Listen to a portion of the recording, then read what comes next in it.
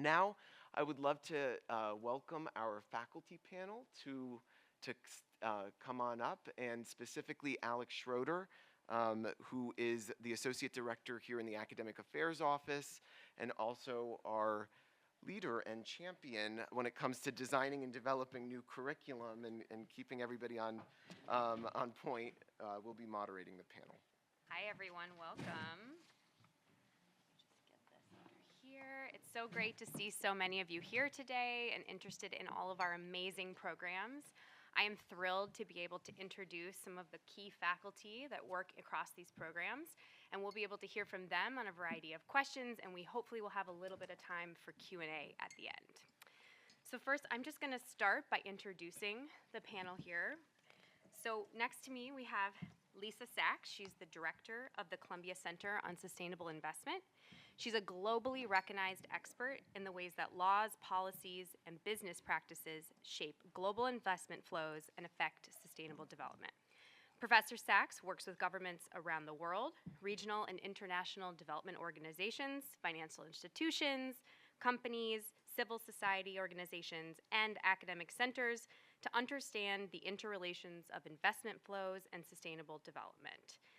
Lisa has developed and teaches several courses and is currently teaching an elective within the Climate School titled Climate Policy and Investment. So next to Dr. Sachs, we have Dr. Jason Smerdon. He's a professor of climate. You guys have already heard from him within the Climate School. He's also the co-senior director for education and a co-director of our newly launched MS in Climate program. He teaches a variety of courses on climate, environmental change, and sustainable development to both undergraduate and graduate students. And he's currently teaching the Dynamics of Climate course in the MA Climate and Society, which will be part of the Climate Core next year. Now we have Dr. Sheila Foster, who is a professor of climate within the Columbia Climate School and a leading scholar of environmental and climate justice. She is known for her articles and books in the field, most notably From the Ground Up, Environmental Racism and the Rise of Environmental Justice Movement. Her research spans a broad range of topics, including innovative research governance regimes, land use policy, and the role of subnational governments and local leaders in addressing cross-border challenges such as climate change. Throughout her career, Professor Foster has worked with local governments, federal agencies, and public officials on various issues related to environment and climate justice. She currently teaches an elective course, Climate Justice, Theory, Practice, and Policy within the MA that will become part of the Climate Core next year for both the MS and MA programs at the Climate School. Next, we have Dr. Braddock Lindsay. Dr. Lindsay currently serves as the co-director of the MS in Sustainability Science program and is also a Lamont Research Professor at the Lamont Doherty Earth Observatory. He also serves as the director of the Lamont Doherty Stable Isotope Laboratory. His research includes utilizing the geochemistry of corals, microfossils, and marine sediments to document past oceanographic and climate conditions over a range of timescales from subannual to glacial interglacial. And last but certainly not least, we have Dr. Stephen Cohen. Dr. Cohen is the Senior Vice Dean at the School of Professional Studies and is a professor in the practice of public affairs at the School of International and Public Affairs, SIPA. He is also the director of the MPA in Environmental Science and Policy program, as well as the director of the MS in Sustainability Management program. He is the director of Columbia Climate School's research program on sustainability policy and management. And in addition, he served as the executive director of the Earth Institute from 2006 to 2018. He teaches several courses each year, including one of the 2 required courses in the MS Sustainability Management program. And with that, we are going to start our question portion. So I'm just going to work down the line here. This is going to be a really great opportunity for each of our panelists to speak to the programs that they teach and direct in, and then, like I said, start thinking of questions that you might want to ask them at the end. So first, Lisa, what programs do students have to engage in research or practice within your respective programs and courses? Yeah, well, great. That feels like a question fed to me because I'm a center director, have been for 15 years. I direct one of many applied research centers here at the Climate School. Our students work with us like staff on our projects. As you heard, we work with governments, international financial institutions, New York-based financial institutions, civil society organizations on applied projects, actually providing technical assistance, training programs, doing research hand in hand with those organizations, and our students work with us on those projects literally like staff. So we have a couple dozen internship opportunities every semester. We call them internships, but really they are, like I said, they're really research associates on our team. They do research, they support the training programs, they come to the meetings that we have with the stakeholders and help to do the applied research. And I'll just say, as I think the only research director, center director, that is true at many centers across the center. So students get involved in applied research in practically every discipline, through the centers or through capstones and through other ways. So it's really a hands-on experience for students. Jason. Does interdisciplinarity mean anything anymore? We use it a lot in a lot of different contexts, but it's absolutely true that we have built all of the programs in an interdisciplinary model. So the reason why I'm going into that is because I'm a physical scientist. I study how the climate is driven by different factors, how it's varying, and how it's being changed by human activities. And in the design of all of our programs, we've recognized that the physical science part of the story is a critical foundational aspect of what you need to learn. So even if you want to go in and learn about law and policy, even if you want to go in and learn about justice, even if you want to learn about any of these other social science or humanities areas, we recognize that in order to do that, you need to know something about the physical nature of the climate system. And so all of the programs that we've built have people like me teaching in them, teaching foundational classes on how the climate system works, how it varies, how it's changing. The important thing there is that we don't teach it like we would teach our undergraduate students or the students coming in to do PhD programs. What we do is think about what you as students who are going into lots of different interdisciplinary areas need to know and understand about that physical part of the climate system to then go and apply it in the areas that you are interested in. And so I think that's a unique aspect of a lot of what we offer. We're built on this institution here that has a long history in success within the physical sciences, specifically within the earth sciences and climate science. And we've infused that into all of the different degree programs that we have. And so you'll learn about it in the classroom. You'll also engage it through panels and workshops and lectures. That is another part of life here at Columbia. That kind of churn of intellectual debate, exchange, and activity is something that doesn't just happen in the classroom, but because of the size and the scope of what we do here, it's everywhere, and you'll have a chance to engage all of that. And then finally, I just want to pick up on something that Lisa was saying. You have an opportunity of doing research in a lot of different areas. That's absolutely true for the physical science areas. So we always have students from our programs who come up and do internships or capstone projects or otherwise with the physical scientists who are working across the university, and in particular up at Lamont. Great. So good to see everyone. So I teach, in addition to climate justice, climate law and policy, and also a short course on energy justice. And so one of the opportunities that students have had to engage in the real world is that energy justice course was a practicum, and it led into their capstone. You have a capstone at the end of the degree. And I had teams of students work on real world developing issues. So one group worked with the Federal Energy Regulatory Commission on a project around interstate transmission of electricity. Another group worked with something called Earth Justice on designing a cap and invest program in New York, which is letting power companies trade for their emissions and then investing that money in low income and other disadvantaged communities. And then a third group worked with the Energy Law and Justice Policy Center on grid transition in New York State and how to develop equity metrics. So that's one area where I've had students get their hands wet. I've also been sitting on the New York City panel on climate change for 6 years and have used students with that work too. And that mirrors the IPCC. That is to say that it's a body that is designed to bring the best of climate and social science to New York City as it transitions really to a more sustainable city and as it makes policy. So we bring the science, and then the policymakers figure out where to make the investments and how to adapt. So those are just two of the examples where I have students get involved. Thank you. Good Good morning, everybody. So I'm the co-director of the Sustainability Science Program. We're a relatively new program. We're in our 6th year. We have 40 students in the program now, and one characteristic of our program is the student body is extremely diverse, academically diverse in all different areas. And we have 3 required classes, as was pointed out. And if you're confused by some of the maybe overlap between some of these programs, that is possibly true, but there's also some distinct differences. And one of the differences with our program is that we have 18 faculty, 15 of which are Lamont research professors or Lamont research scientists, and then we have a couple outside people. We have a capstone, and our classes cover a range of sciences. I'll talk about that later on in the panel.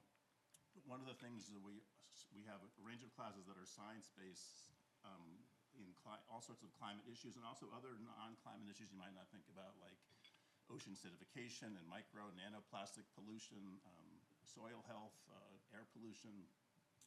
And one of the things we focus on is measurements in data.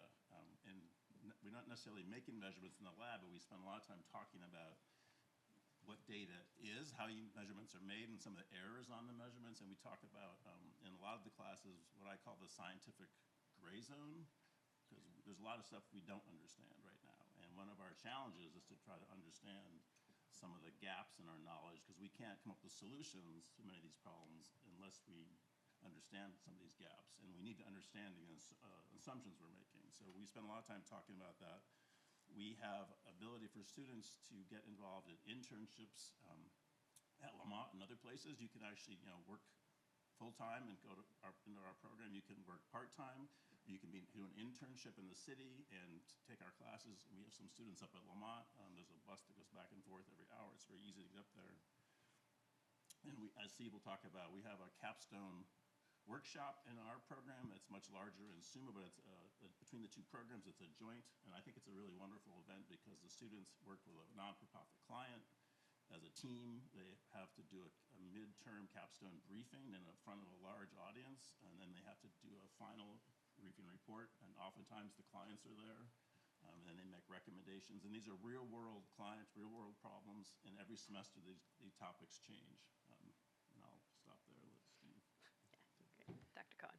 Thanks. Well, I have to represent 2 programs, so I guess I should start with the first one, the Environmental Science and Policy program, which we started in 2002 and actually spent its first year at Columbia's Biosphere campus, long forgotten.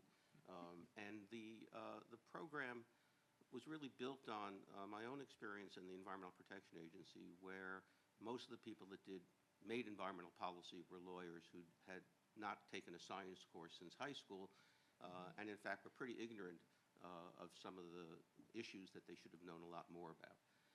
And it sort of taught me the idea, and I was one of the ignorant people, so I had also not taken any science courses since high school. So the point was, how do you make environmental policy if you don't know any environmental science? But the kind of science you needed to know, as Jason was just saying, is different than what an environmental scientist needs to know. You need to know enough environmental science to manage the work of environmental scientists and translate between the scientists and the non-scientists. And so that was the curriculum of that program. We also designed it in such a way that it was a 1-year intensive program. Our goal was not to have students do a lot of internships while they were studying, but to get them out into the profession as fast as possible, because there was a critical deficiency, which there still is, of people who understand this issue enough to integrate the policy, management, and environmental science. So in the ESP program, Environmental Science and Policy, we do have a client capstone at the end. We also do a management simulation through the first and second semester, where we take an environmental bill that's been proposed and not enacted, and in the summer we focus on the science so we can communicate it to non-scientific decision makers, and in the fall we pretend the bill's been passed and we develop a management plan for putting it into place. Then in the spring we form new groups and do client projects. So ESP is an intense 1-year experience where you do basically 2 years in one, and it's built on the framework of the public policy degree.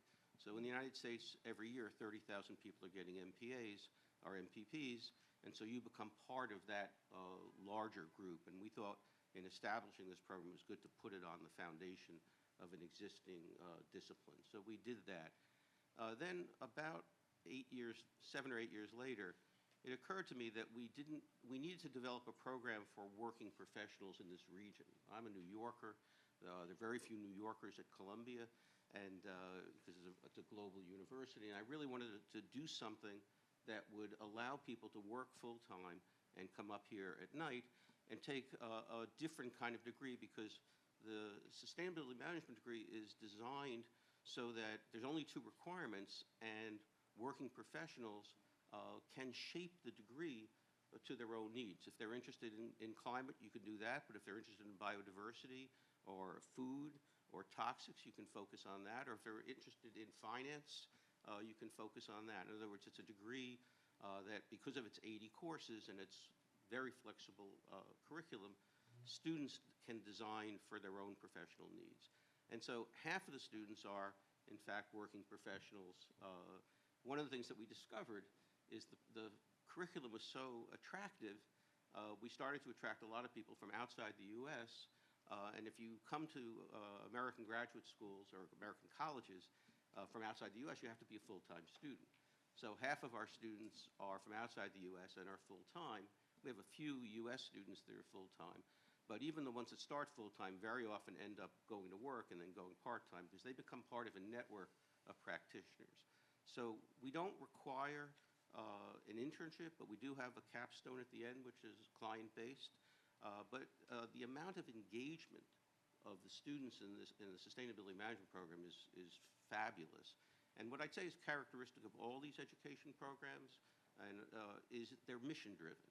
Our goal is, I mean, you know, some of these folks are going to go on and get doctorates and become scholars, but, you know, I'm not that interested in academia. I'm interested in practice. I'm interested in getting working professionals solving the problems. And so our programs all have that kind of mission orientation. Some have a more academic bent than others, and certainly there's lots of academic knowledge involved. But in sustainability management, most of the courses are taught by working professionals, and so the engagement is there, and that's a critical factor in, I would say, all of these programs, but at its most extreme version in the sustainability management program.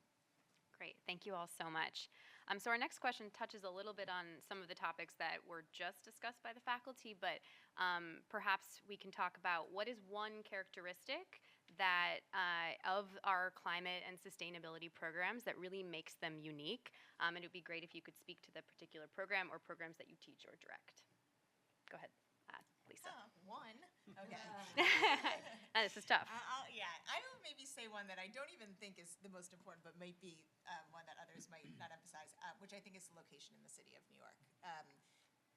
This is not only a tremendous city to live in and to experience as a person, but as a practitioner in the field of sustainability, it is the best place to be. We are where the UN is. New York Climate Week, I think this year was bigger than any other climate event in the year. Certainly, I felt bigger than this year's COP is going to be. We have practitioners coming through New York all the time who are thrilled to come and speak with our students and meet with our students, and we learn from them. In the meantime, I work a lot in the financial sector. We are here with Wall Street, have a lot of opportunity to engage with them, teach them a few things, try to work with them in developing more innovative solutions. So I really believe that there's no better place to be working on these issues than in New York. That's great. Well, first I'll give something specific to the MA in Climate and Society and the new MS in Climate program, which is the Climate Core. This is the first core curriculum in climate that's been developed as far as we're aware of, and it really builds on the basic physical, social science, and humanities aspects of what we think all students of climate should know. And so we build on that core before you go on and then take specific directions if you're doing the MS in Climate in the direction of specific certificates where you'll gain additional depth knowledge in areas that are aligned with career fields. Or in the MA in Climate and Society, you'll use the flexibility of that program to design an experience that builds on that core in more social science and humanitarian areas. So I want to say that, but then I actually want to pivot off of what Lisa was saying, and I think the other thing that's unique about all the programs that we offer is they're at Columbia. And this isn't me drinking the Kool-Aid, but I can tell you the size and scope of what we do in the climate and sustainability space here at Columbia is unparalleled. And whatever you come here to learn in, you are going to be in this massive stew of people and thought and activity that, I don't know if I should continue with this this metaphor, but you're going to marinate in that. I knew you were Yeah, going I know. Anyway, that should not be discounted or overlooked. You are coming here to be students in specific programs, but the level of activity and excitement and exchange here is something that I don't think you can find anywhere else. And I'm speaking of that not just as a director of programs, but somebody who benefits from that myself. My research and what I do here and the people that I interact with could not be done anywhere else as far as I know. I not only have an incredible diversity of physical science colleagues to interact with and learn from, but I get to learn from people like Sheila. I get to learn from people like Lisa, who are doing things that if I was in a traditional department or school, I would very rarely rub elbows with. But we have been really molded, in part through a lot of the work that Steve did through the Earth Institute and a lot of the other activities here. We've been molded in that interdisciplinary space, and it's baked into the cake. I must be hungry. It's baked into the cake of what we do here, and you have to come to understand it, but it's not like anything else anywhere that I've experienced. So I'm going to play off that a little bit. I've taught at a couple universities, most recently Georgetown, before coming here. And the one thing about universities, speaking to this, is that they can be very rigid places, very siloed. If you're in one department, you take just courses in that department, and that's been my experience. I think one of the very exciting things about Columbia and about these programs is that my students are taking classes all over Columbia. They're at the law school, they're at the policy school, they're taking the core and they're taking our electives, but they can also take classes across, at the social work school. In my classes, I have students from all of those programs, the School of Education, the School of Public Health, et cetera. So Jason talked about interdisciplinarity. I mean, one of the things that when I teach climate law and policy, I describe climate as a wicket problem, right? There's not the law, economics, science, neither of these disciplines alone are going to solve this problem. We need all of the tools in the tool box that we have. And so having that interdisciplinary education and the opportunity to pick up different skills and kinds of knowledge, I think is an amazingly unique feature of this university and of this program. So building off that, so we only have 3 required classes, but the other credits in our program don't have to be taken in our program. They can be taken in SUMA or across a lot of the programs, and you can also submit requests to include a new class that you just found in Columbia, which happens all the time, into your course of study. So if you come to the breakout session later, you're going to hear more detail about what we offer in our program. So I just have a little list here I wanted to go through what our classes cover, just because we're not just climate, but we're also about a lot of environmental issues. And I already mentioned some of them, but we talk about disasters like hurricanes and earthquakes.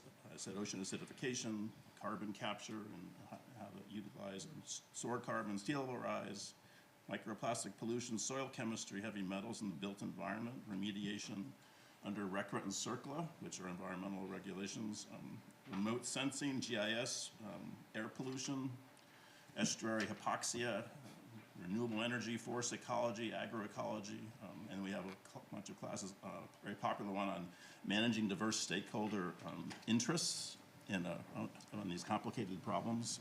And so one of the themes of ours and also sustainability management is that we don't require many classes. We let you, the students, dictate your own course of study.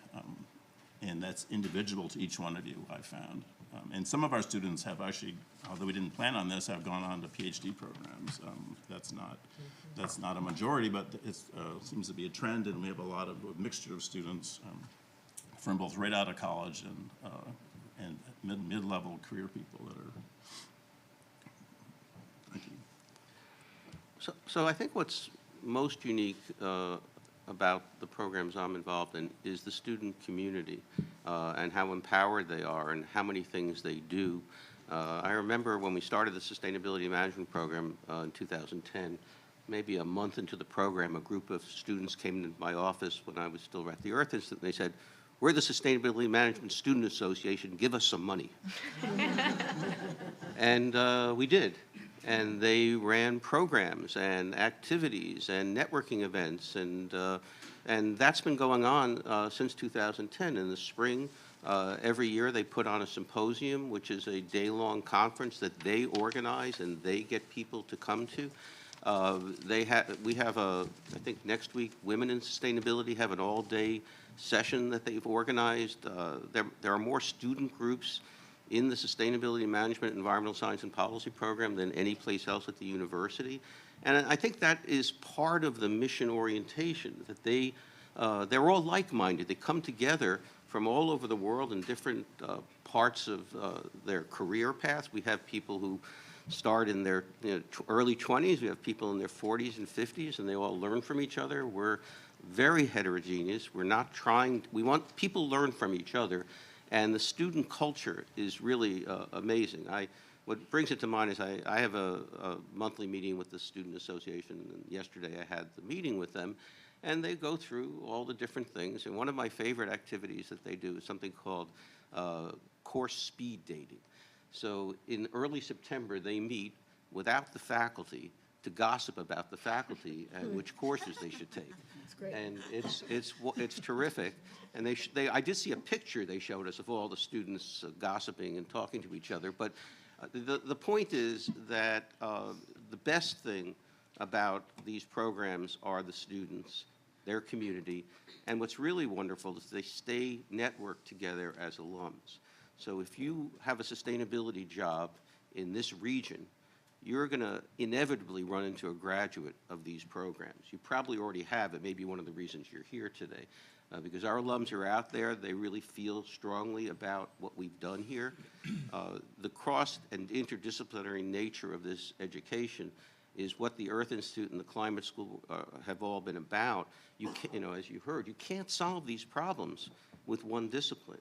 And that's a skill, learning how to learn from people who know a lot more than you do and applying that to problem solving. And I would say that's the common thread of all of these programs. And one of the things we set out to do at the very beginning is have a comprehensive set of offerings. So you want to focus on ecology, you can go to E3B and take a degree in that. And you want to do just management, you can take sustainability management. You want policy, we've got policy programs. So whatever emphasis you want, we have here at Columbia. And so you don't really need to go to those other places, Stanford or Yale, it's a kind of waste of time. We've been doing it longer. Wonderful. So our last question before we break for question and answer is a little bit more of a personal question. So can each of you share a moment in your career that reaffirmed your commitment to studying climate, sustainability, or environmental science? And what helps you stay hopeful about our ability to manage the climate crisis? I am realizing that Steve just answered my question. That question for me, honestly, I hadn't thought about it, but I came to Columbia as a student 20 years ago and haven't left. I started at SIPA. It was a 2-degree program. I realized very quickly that wasn't going to be enough. I applied to a dual-degree program at the law school. That was 4 years. I realized that wasn't going to be enough to learn all the things I wanted to do and to be inspired by my cohort and the faculty, and so I've been here ever since. But in all seriousness, it was those years at Columbia, being inspired by faculty and by the students. This was in the age of the Millennium Development Goals. I spent some time at the UN. I was really inspired by, well, first of all, I had traveled a lot. I continue to travel a lot. When you do travel, you see that we actually don't have a choice but to address the urgent crises on our planet. And so it was motivated in part by, and continues to be by, a sense of urgency and responsibility to ensure we can all live peacefully and with decent lives and dignity on this planet. And then I continue to be inspired by solutions in the solution space, because we are working with incredible faculty, with incredible knowledge. And that's what continues to give me hope, is that we see the solutions, we know they're there, we know we have the resources. I do, because I work in finance, I know we have the resources. So I'm continue to be convinced that when we put our minds together and we build a cadre of students who then go out into the world, into all the different disciplines, public, private finance, businesses, public policy, that we'll be able to solve these problems. So that is for me. Wonderful. Well, I don't want to speak for my colleagues up here, but I want to disabuse you of a common misconception that people have about faculty members is that we were somehow divinely inspired at the age of 3 to do what we end up doing. That's rarely the case. What I like to call the contingencies of life bring us to where we end up. I grew up in a wheat field in a small college town in eastern Washington, and if I had told my teenage self that I was going to be up here talking to you about these programs, I would have probably thrown a dirt clod at me. But there were lots of things that happened along the way, and I talked about calling earlier when I welcomed you all here, and I think I want to really lean into that and say that I'm sure that all of the contingencies of your lives have brought you along different paths and brought you to the moment where you're feeling like this is something that you need to do. I spent years in the Midwest. I studied physics, and I would say a pivotal moment for me was I was in graduate school in my first couple years. I was shooting proteins with lasers, which sounds cool, but it was horrible. I had been an environmental activist in various capacities and never really thought about putting those interests together with my professional career, which was evolving along the lines of studying physics. And I had a existential moment, like many of us have, where I realized I had to put those things together. And it was a difficult process. We don't need to get into all of the difficulties, but you know, who thinks much more broadly about climate and sustainability and has been part of this wild ride for a long time, and I'm really fortunate for it. So bringing it back to your calling, I just want to encourage you to really lean into whatever it is that's telling you what you want to be here today and seeking out how you might find a path that's consistent with those voices in your head, the good ones, that you should listen to. So for me, I spent a lot of the early part of my career in the field of environmental justice, really keeping bad stuff out of poor communities and often communities of color. And the thing that got me focused on climate was Hurricane Katrina in 2005, which hit the area of New Orleans. And really, just like environmental law and policy and justice, I'm trained as a lawyer, it became clear to me that none of these problems are separate. So environmental problems aren't separate from housing and poverty and other problems. They're all intertwined. And so when the climate crisis hits, when we have climate impacts, they land on an uneven landscape. And that's true across the world.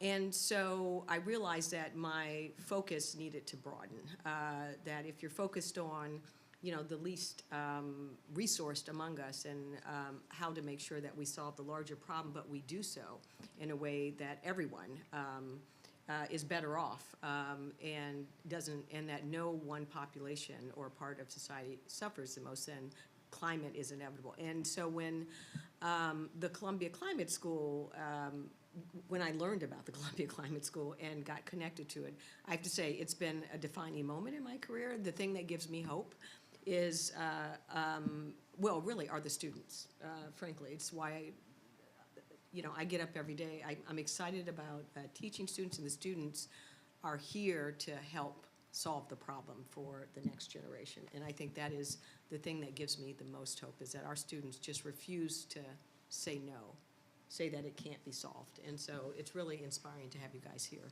and to see a new group come in.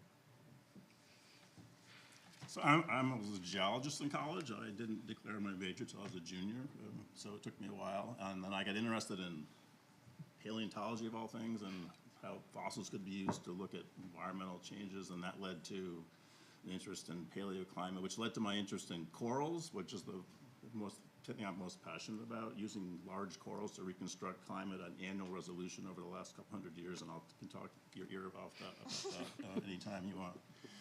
We were pre-fed these questions, and I was more focused on the aspect of hope.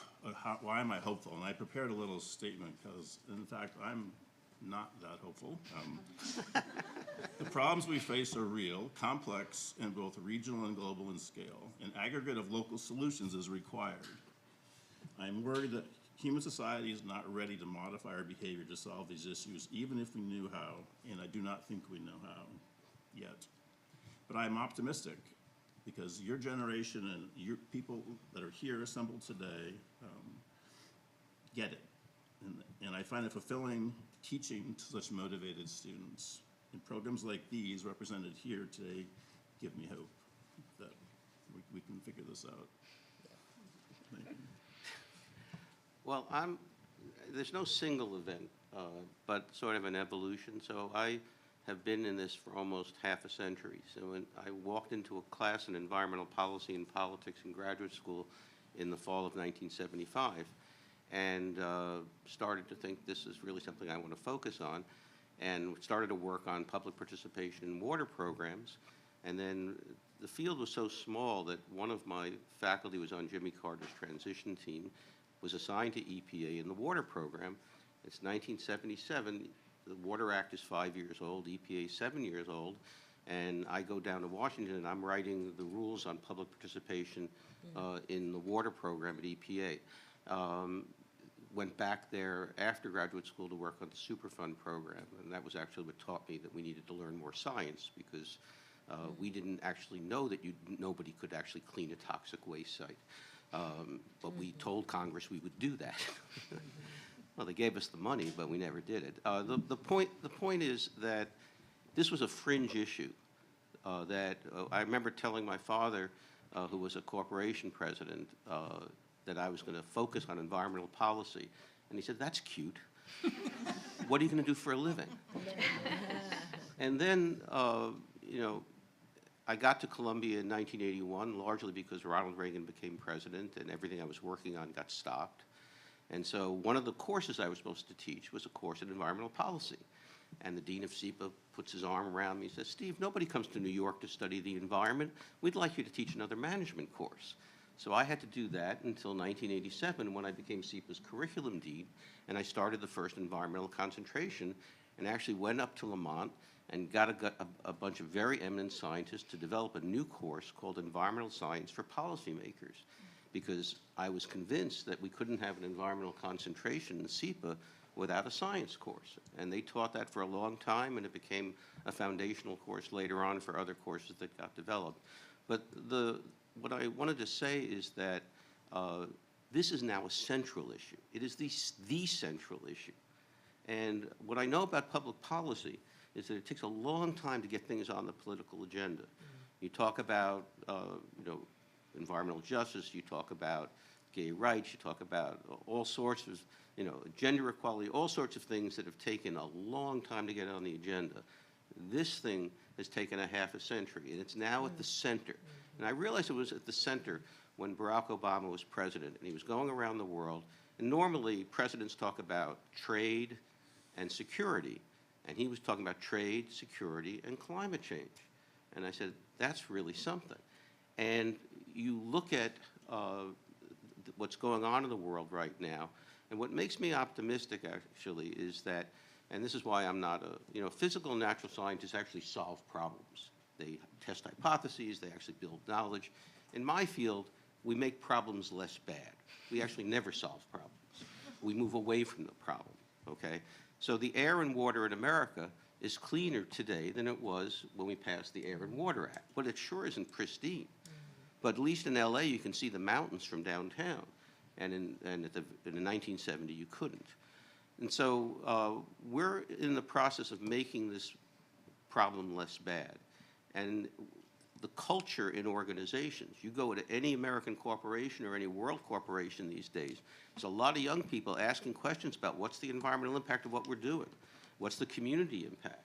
You know, what's going on inside our organization on diversity, equity, and inclusion? These are cultural changes that are now endemic in organizations. I teach management, I can tell you, stuff that, you know, you could get away with 20, 25 years ago, you can't get away with anymore.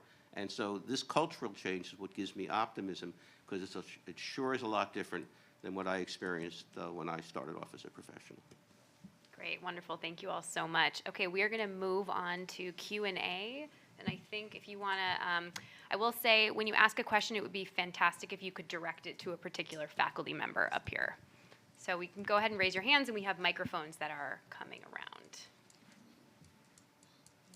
Great, over here. Yeah, go ahead.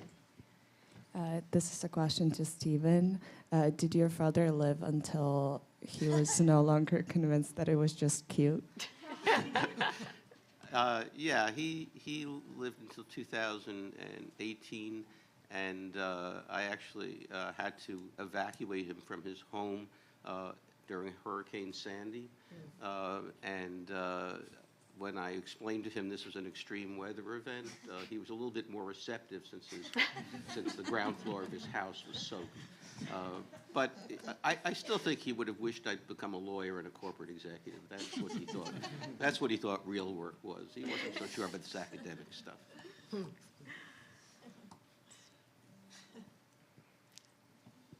Any other questions? Yeah, right here.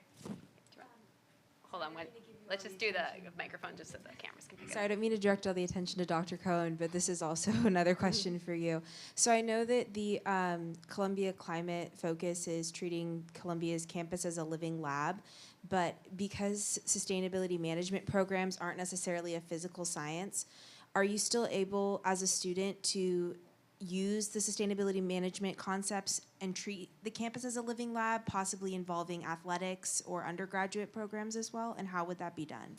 Well, our students have been involved. There's a whole campus sustainability effort, and there's lots of activity around that, and our students get involved in it because they insist on it. In other words, I have students coming and asking me, well, why aren't there solar arrays on some of the buildings on the Morningside or even the new campus?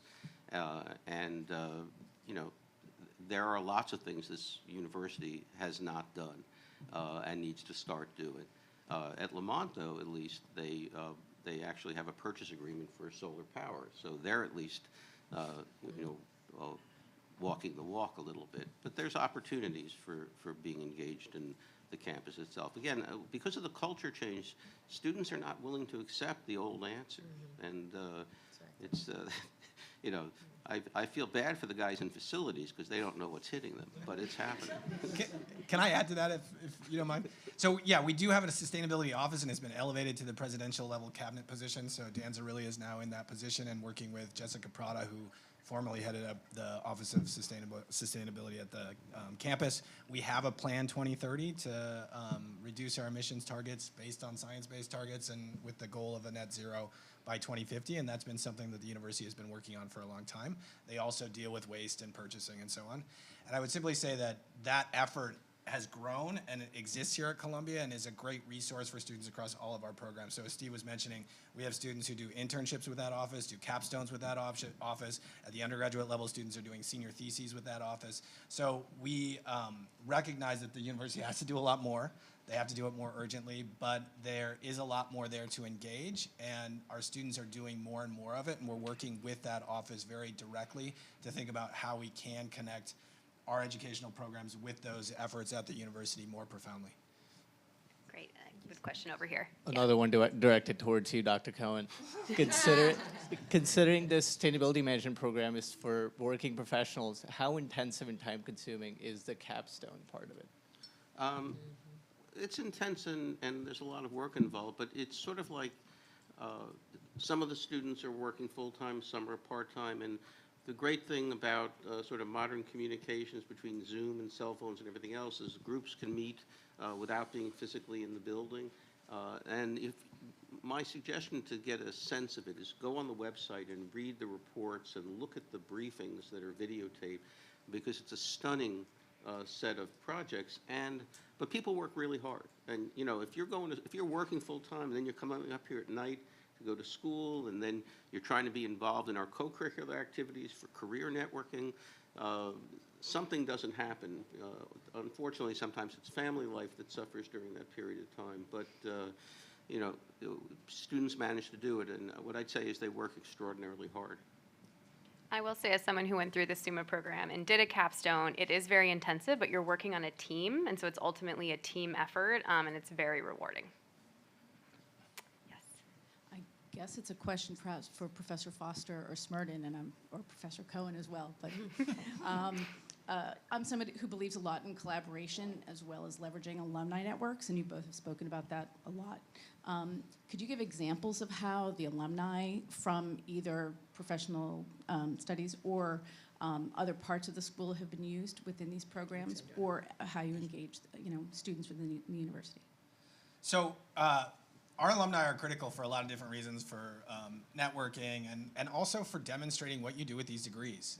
Because so many of these degrees are new and innovative, our students who are alumni become the example of what you can do and also become the conduit for our students to go into those areas. So actually, Natalie Unwin-Carneri is standing down there who actively works with the alumni networks. We have a lot of alumni panels, a lot of alumni engagement activities across all of the programs, and we stay in touch with our alumni because it is critical to bring them back, allow them to interact with our students, and tell us their stories and explain to us the paths they've taken and how they've gotten to where where they are.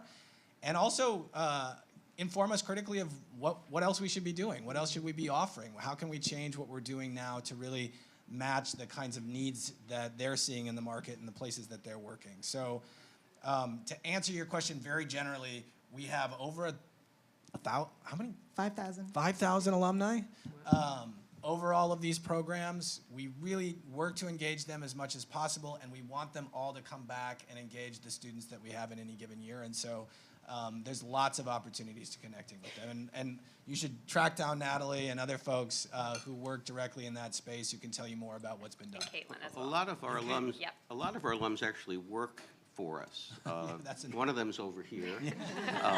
But also in the classroom, the woman who teaches financial management for the ESP program is a graduate who's the chief operating officer of the American Museum of Natural History.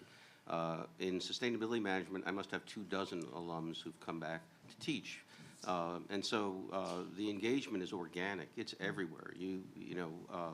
Part of it is we're lucky we're in New York because we have a huge employment market here, and a lot of our graduates, even if they come from other places, settle here, and so we draw them back in for all sorts of things. Yeah, and I think it's also a good sign that not only do we draw them back in, but they knock on our doors because they want to get re-engaged. And I think it really speaks to the value that they see in the experiences that they had. And we have a lot of alum who want to come back and teach in our programs and give back to our programs because they really believe in what we're doing.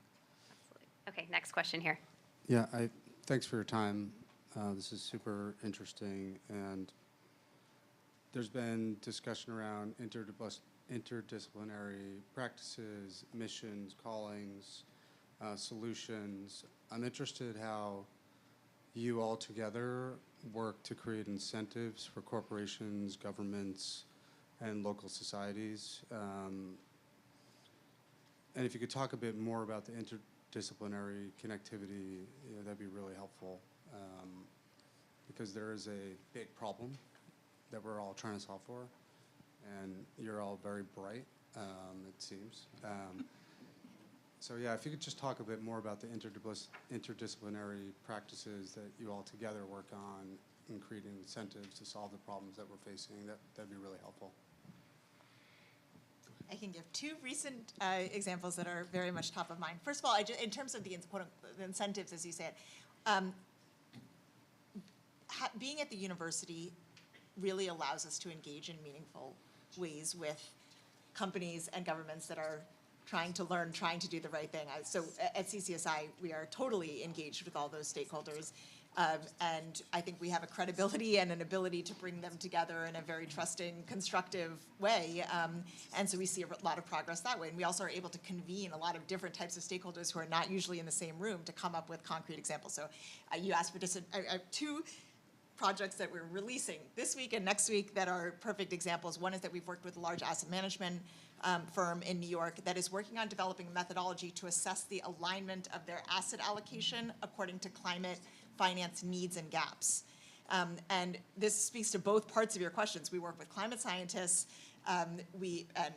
So we have finance, we have engineering, we have climate science to try to understand the financing needs and gaps, but then we're engaged with their teams to develop, what does that practically look like as they're engaging their asset owners? And in terms of incentives, they now say that they're getting requests we just released this last week, they're getting requests from asset owners to now, this is a product line for them, whereas for us, we really learned what are the constraints, what does it look like to align your financing with the needs and so on.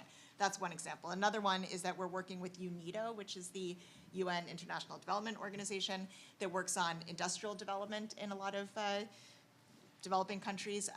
We have deep expertise in the critical mineral value chain, and so one of the big questions for the world, and especially for resource-rich questions, are what are the opportunities for resource-rich countries to go to add value domestically?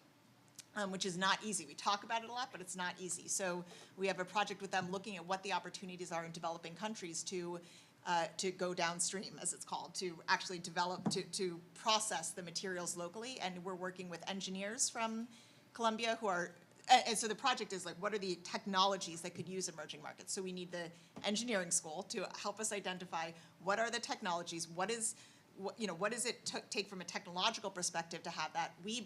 I sit at the law school, so we bring the law and the policy framework. How does law and policy support that innovation landscape? And then we're bringing in the finance. What would it actually look like to bring the finance? So these are just two because they're the projects we're releasing right now, but all of our work is like this, where we're bringing these different disciplines and engaging with the stakeholders on the ground to see what practice looks like. I'll just address one part of your question, which was about how are we working locally. And so I'll give you one example for the Sustainability Science program this semester. A capstone, which I helped pull together, is the group is working with a community on a barrier island, the South Shore of Long Island, the community is trying to develop an erosion control plan to mitigate erosion along their coast. And so the group of students and the faculty advisor is working to advise them, but also to give them a sort of a financial plan. And so they're working really locally, closely with people who are not then hopefully educating them about some of the issues they're facing, and not just the erosion in front of their house, but the bigger scale issue of that. So I think one small step at a time, working with the local communities. And I would just add on the educational side, this is what our faculty meetings look like. And so add engineers, add all the other folks that are involved. And so when we're designing classes, when we're designing curricula, when we're designing capstone experiences, all of those voices are discussing what do we need to offer, what's important, how can we make these interdisciplinary experiences real in the classroom, outside of the classroom, in the capstones, and so on. And so it's by the nature of the fact that these are the folks who are making the decisions about what we should be teaching our students, and a real diverse collection of voices in terms of their expertise really informs what we want to do. And I would just add, I've talked about working with the City of New York but I've worked over my career with global mayors with something called the Global Parliament of Mayors. And, kind of what is the role of local governments that sit below, obviously, the UN and also our federal government policy to move forward when those two levels of government aren't doing enough, right? And just incentivizing cities where most of us live and where most of the GDP is produced around the world. So that's another example, I think. Great. All right, we're going to have one more question here, and then I think there's one back here. We're going to try to move through these fairly quickly because we only have a few minutes left. This is a question for Professor Foster. I'm curious, given your background in the law, why a student might come to the climate school as opposed to going to law school to address some of these climate and environmental justice issues. Yeah, that's an excellent question. When I was at Georgetown, I taught the policy school and the law school, and one of the reasons I'm at a climate school, although I'm affiliated with the law school, I think it's a very important discipline, obviously. But you could do both, of course, see Lisa Sachs. But I think, and Dr. Cohen spoke to this very well, some lawyers have a particular toolkit. It doesn't include science. Often it doesn't include data. And solving the climate problem, I think law and policy is really important. It doesn't include finance often. I've come to realize the problems that I have been working on across my career, that law was really important but insufficient to really pull the levers of change that I wanted to see. So one of the pillars of the climate school is social systems and justice.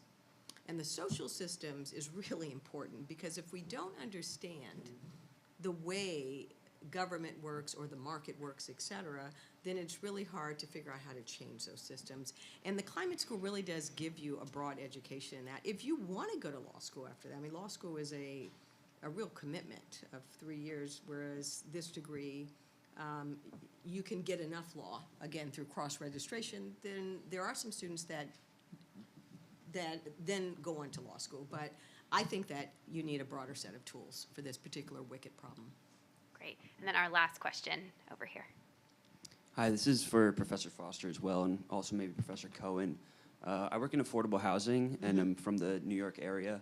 So I think the cross-sectionality between housing and climate change is really pertinent right now. we see a lot of luxury buildings being put up with solar panels, green roofs, things like that, but sort of those same sustainable building practices and resources are not accessible to low-income developments and the neighborhoods that really need them in this city. I was curious, have you seen progress in policy? I firmly believe that policy is the route to take towards those solutions, but have you seen progress in policy in our city and on this campus? Are people working towards that actively? Yeah, I'll be brief. That's an excellent question. And I do see policy progress, both the Inflation Reduction Act at the federal level and the way that those incentives can travel down, though they haven't, to poorer households and also renters, for instance. At the state level, with a very ambitious state-level policy, the CLCPA Act, and also New York City. At each level of government here in New York, we see a lot of, and part of, so I talked about the grid transition process. In New York, lots of folks are working on exactly that, right? And students are involved in that and can be involved in designing those programs and helping them to land in the right places. So that's an excellent question, and there's a lot of great things happening on the policy front. I think there are problems of trade-off. Since 1999, I've been on the board of something called Homes for the Homeless, and it's a persistent problem in New York City, as is affordable housing. One of the good things about the Inflation Reduction Act and the Infrastructure Act is they're finally putting some federal money back into the housing projects. 400,000 people in New York City live in public housing, and one of the interesting things that's going on right now in public housing is they're doing a lot with heat pumps and other kinds of energy efficiency measures to bring some of these changes about that we need to happen. But there's a trade-off also. You know, we have a local law A97, which is decarbonizing large buildings. Well, if you're in a building that has working people and can't afford some of these changes, we have problems. So the good thing about the city government is they are thinking about subsidies for those places. It hasn't happened at a scale yet that I think is acceptable, but I think people are aware of the problem. But I do think there's a trade-off often between how fast you can move on decarbonization and some basic issues of whether people can have a place to live. And so one of the things about public policy is, you know, it doesn't happen automatically, it doesn't happen all at once, but what's most important is when you see people are aware this is an issue, we have to put some thought into this, and there's much more of that going on now than I've ever seen before. And one other thing, there's a New York Housing Trust now that's putting money into public housing to upgrade those buildings, so there's a lot going on, it's great. And we have a graduate who's in charge of that. There you go. That's a perfect note to end this panel. Please join me in thanking our wonderful faculty.